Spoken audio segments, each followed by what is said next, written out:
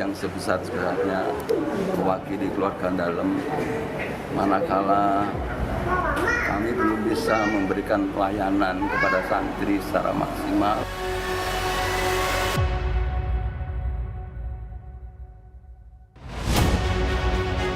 Permintaan maaf ini disampaikan oleh perwakilan Pondok Pesantren Al-Khozini, Buduran, Sidoarjo atas insiden ambruknya bangunan pondok pesantren yang terjadi pada Senin pekan lalu. Sampaikan bela sungkawa yang mendalam atas meninggalnya para santri.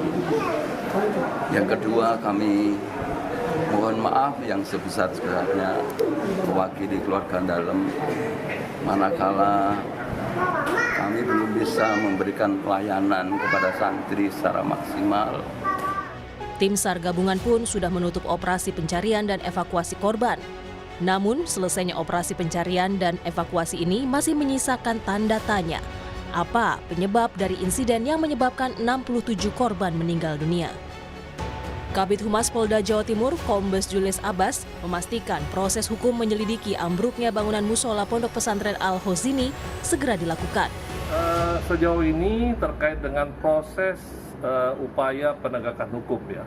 Kalau bicara penegakan hukum, sebagaimana yang sudah disampaikan oleh Bapak Kapolda, bahwa hal ini pasti akan tetap kita lakukan ya. Namun tentu menunggu dari proses pembersihan, proses evakuasi seluruh korban ini berhasil dilakukan. Menteri Pekerjaan Umum Dodi Hanggodo memastikan Kementerian PU melibatkan pemerintah daerah dan Kementerian Agama bakal mengevaluasi konstruksi bangunan pondok pesantren di seluruh Indonesia agar peristiwa serupa tak terulang. Jadi setelah ini PU akan berbenah ya Pak soal pembangunan ponpes Indonesia ya Pak? Bersama-sama dengan Pemda setempat kita akan membahas suatu. Kementerian Agama, Kemendagri, Pemda setempat akan terlibat.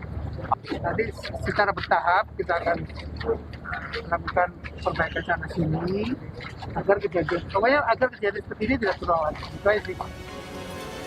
Peristiwa ambruknya bangunan pondok pesantren Al-Khozini Buduran, Sidoarjo terjadi pada Senin 27 September 2025. Peristiwa memilukan ini mengakibatkan 67 orang meninggal dunia. Tim Liputan, Kompas TV.